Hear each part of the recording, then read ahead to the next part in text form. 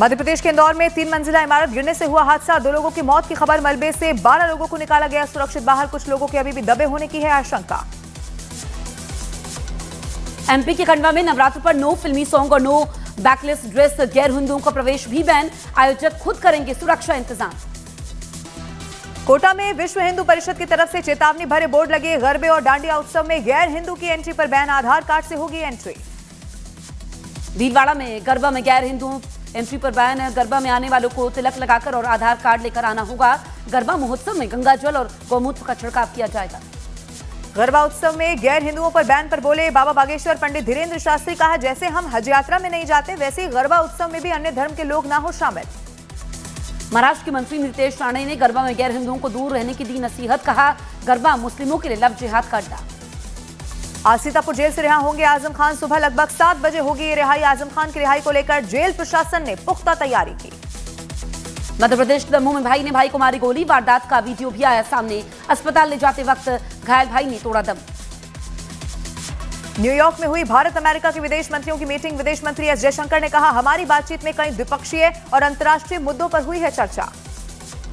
मध्य प्रदेश के मंडला में toll plaza पर नकाबपोश बदमाशों ने किया हमला। टोल नाके पर की तोड़फोड़, लाखों रुपए लूट कर फरार हुए। यूट्यूबर सौरभ जोशी को मेल के जरिए मिली धमकी। बदमाशों ने 5 करोड़ की मांगी रंगदारी। विदेश में छिपे बैठे भाव गैंग के नाम पर मिली है ये धमकी। पटना में कांग्रेस वर्किंग कमेटी की बैठक आज। सूत्रों के मुताबिक कांग्रेस के एजेंडे में बिहार चुनाव, लेकिन मुख्यमंत्री का चेहरा कौन होगा एजेंडा नहीं। उत्तर प्रदेश के सहारनपुर में पति पत्नी और प्रेमी का हाई वोल्टेज ड्रामा देखने को मिला। पुलिस लाइन में दोनों पक्षों में जबरदस्त हाथापाई हुई। यूपी के हरदोई में 6 महीने पहले बनी सड़क छूते ही उखड़ गई। विधायक प्रभाष कुमार ने घटिया निर्माण पर अधिकारियों को फटकार लगाई। मध्य प्रदेश के इंदौर में सांप रेस्क्यू के दौरान हुआ दर्दनाक हादसा। कोबरा रेस्क्यू के दौरान कांस्टेबल संतोष को सांप ने काट लिया। कोबरा के काटने से मौत हुई। यूपी के कन्नौज में 2 पक्षों के बीच हुई जमकर मारपीट। पुराने विवाद की वजह से हुई लड़ाई। मारपीट का वीडियो सोशल मीडिया पर वायरल। त्योहारों से पहले दिल्ली पुलिस का नशे के खिलाफ सबसे बड़ा ऑपरेशन। 15 जिलों में 2003 जगह पर छापेमारी। 20,000 से ज्यादा लिए गए हिरासत में। सैकड़ों हुए गिरफ्तार। दिल्ली में पूर्व banker Naresh Malhotra digital arrest ठगी का शिकार।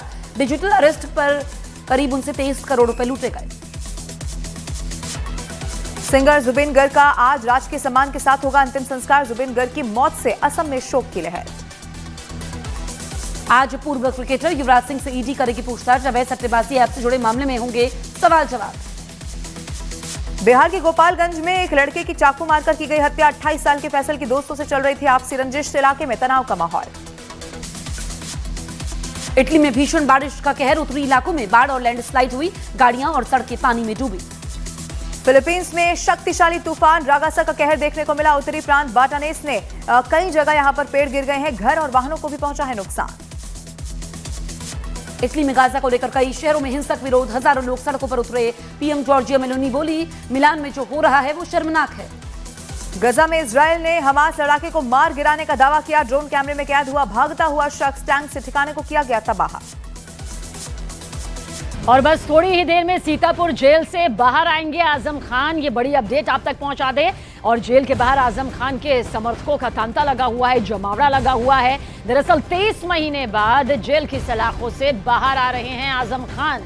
आजम खान आपको बता दें कि अक्टूबर 2023 से इसी सीतापुर जेल की सलाखों के पीछे बंद है और आज कानूनी प्रक्रिया के तहत ही वो बाहर आ रहे हैं। यहाँ से जानकारी यही है कि वो रामपुर की तरफ रुख करेंगे, लेकिन इस बीच सियासी तौर पर बड़ी हलचल ये निकलकर सामने आ रही है कि आजम खान का जो सियासी सफर है, क्या वो आगे बढ़ते हुए बीएसपी के खेमे में चला जाएगा। बहुत से ऐसे सवाल हैं जो आने वाले दिनों में जिनके जवाब मिल जाएंगे, लेकिन अभी तो फिलहाल समर्थकों को इंतजार है कि जेल से बाहर यहां पर आजम खान आए। कानूनी प्रक्रिया देखिए पूरी हो चुकी है और किसी भी वक्त आजम खान जो हैं वो बाहर की तरफ आ सकते हैं। समर्थक यहाँ मौजूद है और बताया ये भी जा रहा है कि रामपुर में भी उनके स्वागत के लिए पूरे माहौल को यहाँ पर स्वागत के तौर पर मनाने के लिए कार्यकर्ता जो है वो पूरी तरह से रामपुर में तैयार हैं। तो जेल से बाहर आजम खान आने वाले हैं और समर्थक जुटे हुए हैं आजम खान के लिए। और कहा जा सकता है कि एक लंबे वक्त बाद आजम खान का अब जेल की सलाखों से बाहर आना, क्योंकि कई मामलों में, सिर्फ किसी एक मामले में नहीं, कई ऐसे मामले हैं जिनके चलते कानूनी प्रक्रिया के तहत वो सीतापुर जेल में ही बंद है पिछले काफी वक्त से। 23 महीने का ये लंबा वक्त यहाँ पर हो चुका है। इस बीच पारिवारिक तौर पर कई बयानबाजी सामने आती रही है और एसपी से खफा भी परिवार बताया जाता रहा है, लेकिन आजम खान क्योंकि एक कद्दावर नेता यहाँ रही हैं और अब अपने सियासी सफर को लेकर क्या तस्वीर, क्या फैसला उनकी तरफ से लिया जाता है, नजरें अब राजनीतिक विश्लेषकों की खासतौर से इस पर टेक गई है, क्योंकि आने वाले वक्त में जब यूपी विधानसभा चुनाव होंगे और इससे पहले छोटे दायरों के जो चुनाव होंगे उसे लेकर कितनी बड़ी भूमिका निभा सकते हैं, अब इसी पर कुछ सवाल खड़े हो रहे हैं। हमें बेहद खुशी है। आज हमारी खुशी का दिन, इतना खुशी है कि अगर हम सोचे, ये देखिए हमारे साथ मंदिर से पूजा करके आए हैं, हम नमाज़ पढ़ के आए हैं और होली मना रहे हैं, दिवाली मना रहे हैं और ईद मना रहे हैं, तो अब इससे बड़ी खुशी क्या होगी। खुशी का माहौल है, बहुत खुशी का माहौल है। दिल्ली में बहुत खुशी है। इस शारद नवरात्रों में, दूसरे नवरात्रों में माननीय आजम खान साहब जेल से रिहा हो रहे हैं। हमने माता रानी से प्रार्थना की है कि जल्दी से जल्द हमारे आजम खान साहब, हमारे महबूब लीडर, इस देश के लीडर जल्दी जल्दी जेल से रिहा हो। आज मोहम्मद आजम खान साहब रिहा हो रहे हैं। पूरे प्रदेश में खुशी का माहौल है और हम सब लोग बरेली से, रामपुर से, शाहजहांपुर से, हरदोई से, जितने भी पश्चिम के ज़िले हैं, हम सब लोग उनको यहाँ से रिसीव करने आए हैं। तो आजम खान के समर्थक खुश हैं, इंतजार कर रहे हैं, लेकिन आजम खान जो कि रिहा होने वाले हैं, उनकी रिहाई के बाद अब उनकी सियासी राह क्या होगी, इसको लेकर जबरदस्त कयासबाजी इस वक्त हो रही है। आपको बता देते हैं, बीएसपी विधायक है उमा शंकर सिंह, उन्होंने बड़ा बयान देते हुए कह दिया है कि अगर आजम खान चाहे तो पार्टी उनका स्वागत करने के लिए पूरी तरह से तैयार है। इस बयान के बाद उत्तर प्रदेश की राजनीति में हलचल और ज्यादा बढ़ गई है। लंबे समय से सपा का अहम चेहरा रहे आजम खान के भविष्य को लेकर अब सभी की नजरें टिकी हुई है। ऐसा इसीलिए क्योंकि लंबे वक्त से खबरें आम है कि आजम खान और उनका परिवार समाजवादी पार्टी और खासकर अखिलेश यादव से नाखुश है, क्योंकि पार्टी ने खुलकर उनके समर्थन में कोई स्टैंड नहीं लिया। ऐसे में चर्चाएं जोर पकड़ रही हैं कि जेल से बाहर आने के बाद आजम खान कोई बड़ा फैसला राजनीतिक भविष्य को लेकर ले सकते हैं और ये फैसला जो है वो क्या मायावती की पार्टी बीएसपी की तरफ जा सकता है या कोई और विकल्प वो चुन सकते हैं।